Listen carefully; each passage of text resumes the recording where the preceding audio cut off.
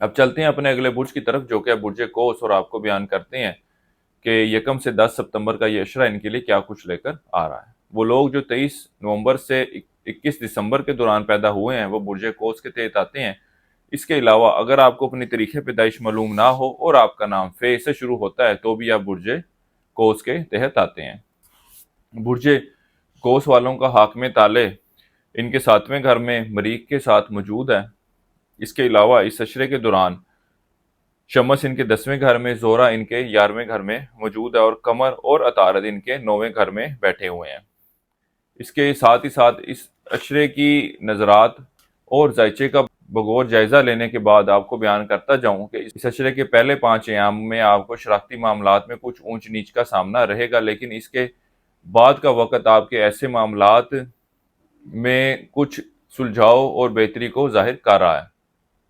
اس اشرے کے دوران آپ کی توجہ علوم مخفی کی طرف بڑھتی نظر آئے گی۔ اس کے علاوہ اس اشرے کے دوران طالب علموں کی توجہ بھی تعلیم کی طرف زیادہ رہے گی، کیونکہ اس حوالے سے قوم کی پوزیشن بھی خاصی بہتر ہے، تو آپ لوگوں کے پاس ایک اچھا وقت ہوگا کہ تعلیمی میدان میں ایک اچھی کارکردگی دکھا سکیں۔ اس کے علاوہ اس اشرے کا وقت آپ کے سفر کے لیے کی گئی کوششوں کو بھی ظاہر کر رہا ہے، اور ان معاملات سے آپ کو کامیابی کا بھی حصول ہوگا۔ اس کے ساتھ ہی ساتھ قومی صورتحال کے پیش نظر آپ اپنی خواہشات کو پورا کرنے کے حوالے سے جدوجہد کرتے نظر آتے ہیں، اور ان معاملات میں قوی امکانات ہیں کہ آپ کو کامیابی کا بھی حصول ہو۔ اس کے علاوہ اس اشرے کے دوران آپ کے یار دوستوں کے ساتھ بہتر تعلقات استوار ہوں گے، اور ان سے وابستہ کوئی کام ہے تو ضرور رابطہ کریں، یہ آپ کے کام آئیں گے۔ اس کے علاوہ وہ لوگ جو مالی سپورٹ کے لیے یا روزگار کے حصول کے لیے فکر مند ہیں، تو ان کو بھی چاہیے کہ اپنے یار دوستوں سے اور بڑے بہن بھائیوں سے ضرور رابطہ کریں، ان کی طرف سے آپ کو مدد ملتی نظر آ رہی ہے۔ اس کے علاوہ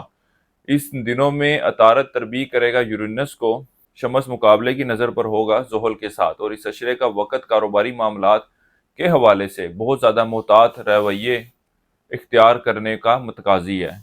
اس کے علاوہ اس اشرے کے دوران آپ کے اپنی والدہ کے ساتھ تعلقات کچھ ناخوشگوار ہوتے نظر آتے ہیں۔ اس کے علاوہ وہ لوگ جو پراپرٹی خریدنے کا ارادہ رکھتے ہیں وہ بھی ان معاملات کو حتمی شکل دیتے نظر نہیں آتے۔ انٹر اور اس سے کم درجے کی تعلیم حاصل کرنے والے طالب علموں کی توجہ تعلیم کی طرف کچھ کم رہے گی۔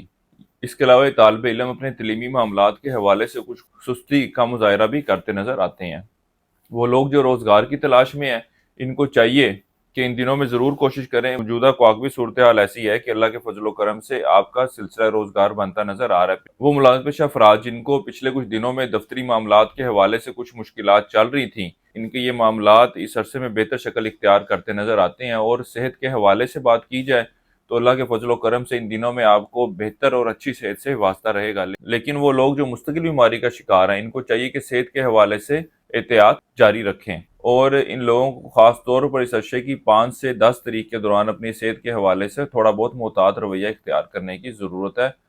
لیکن اوورآل بات کی جائے تو اللہ کے فضل و کرم سے آپ کا ایک اچھی صحت سے واسطہ رہے گا، اور ان دنوں میں اچھی اور خوش خوراکی بھی کرتے نظر آتے ہیں۔